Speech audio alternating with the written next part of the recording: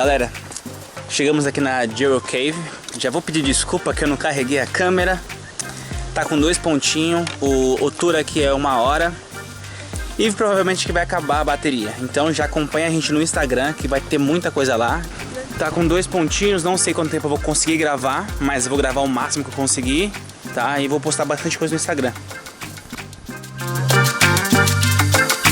This cave, it's our biggest shell cave. It's a really pretty cave. It's got 3 huge chambers.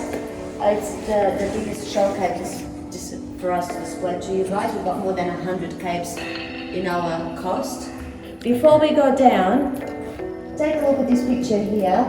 It was taken 61 years ago, and obviously you can see there was water in the cave. Today we don't have water in the cave, unfortunately, but we will stop and have a look at where the photo was taken. Let's go and have a look. Mind your heads, because there's obviously a couple of coral rocks.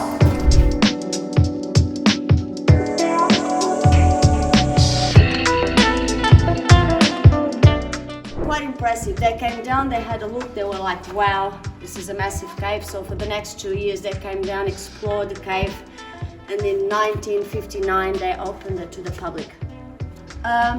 We've got a couple of roots here that are quite interesting. See that one there? That's the carry tree root. This is a marry tree root. There's another one, another carry there. So if you would come here in like a few thousand years, you would have maybe another hole from that root, like this one. Something else we can see from here, it's quite impressive. Over there, can you see those 2 long, thin structures? Yeah. They're called straws. And that one there is the biggest one in Australia, 5.43 meters. It's massive.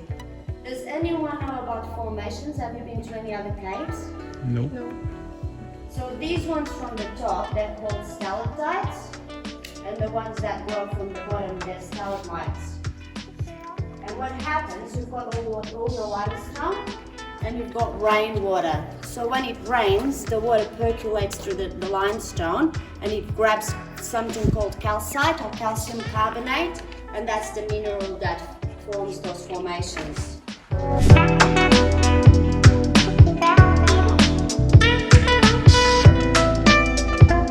Huge cluster of stalagmites. We gave it a name. What do you think that one looks like? Yes, you got it. That's not our biggest stalagmite. Our biggest one's that one there. So they've measured that one from all the way from the top to the bottom. It's 8 meters long. So they use pieces of calcite. All of this, it's calcite, all the crystals. So they use smaller pieces to figure out approximately how much things weigh in here. They think that one, it's approximately 23 tons. But saying that, calcite is not very strong. If you think of hardness of rocks, from 1 to 10, a scale of 1 to 10, a diamond's a 10, it's really hard. That's only a 3. And your nails, it's a 2.7, so it's not very strong at all. It breaks quite easily. What does that one look like? A waterfall. Yes, it's our frozen waterfall. And once upon a time, there was water flowing on top of that limestone wall and was leaving little layers of calcite, films of calcite, and this made that beautiful formation there.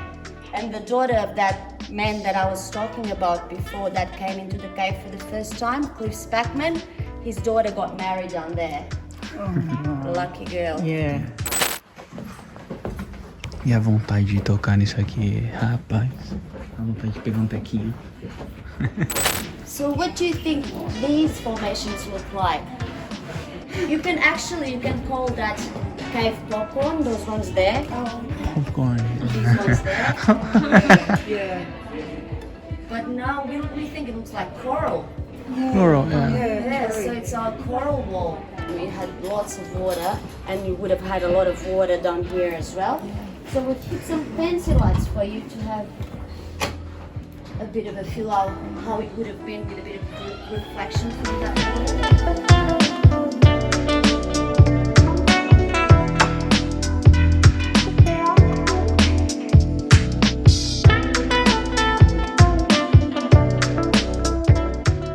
So if we look at left there's another formation. See that one there? We call that one a shoal. And what happens there, instead of the water dripping straight down, there's an angle on that wall. So the water trickles through the surface of that rock and leaves a film of calcite.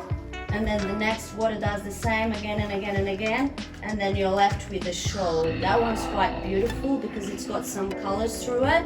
And those colors, we call them tannins. They come from the vegetation up the top. So it depends on what you have up the top, leaves, roots, all kinds of things. The water grabs those things and brings them through the limestone and gives color to the crystals.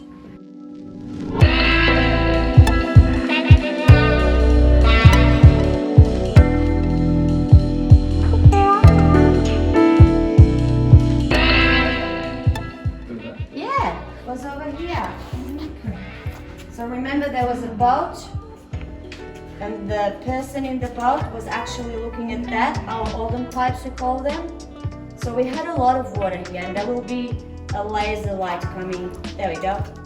So the water level when that photo was taken 61 years ago was there. So we still had a lot of water back then, it's not that long ago. So our water levels started to drop from 1980 quite quickly. And by 1993, we had no water in the cave. Here.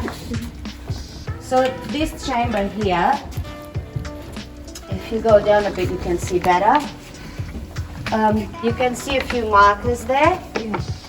That's our conservation team and scientists that they go through there. And they're still, looking for things in there. That's where they found the skeleton of the Tasmanian tiger. That it's up in Perth in a museum, that it's dated more than 3,000 years old.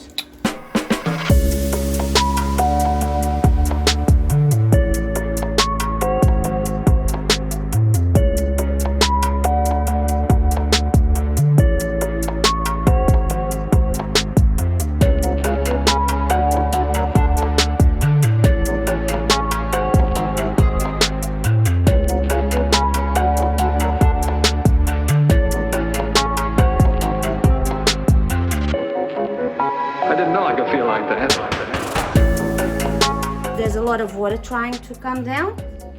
So if they get blocked, the water has to find a way out. So usually it finds a weak point in that structure and pushes to the side a little bit. Evaporation might be part of it as well. They believe wind might have to do with it as well. So they're still studying them, but there's some really weird ones. Bit of crystal there.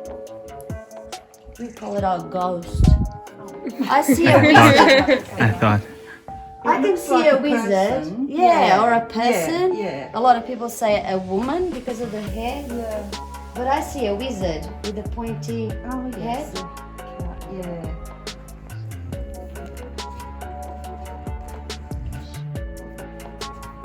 But if I shine my light, you can see it's exactly the same color as the other crystals. But we do like to show you as well, it's all the black marks on it.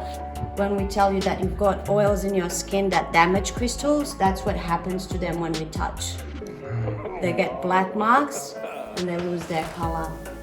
If I shine my light here, you'll see there's no black marks on that one because no one has touched it. So it is very important that no one touches things, and we do really appreciate that.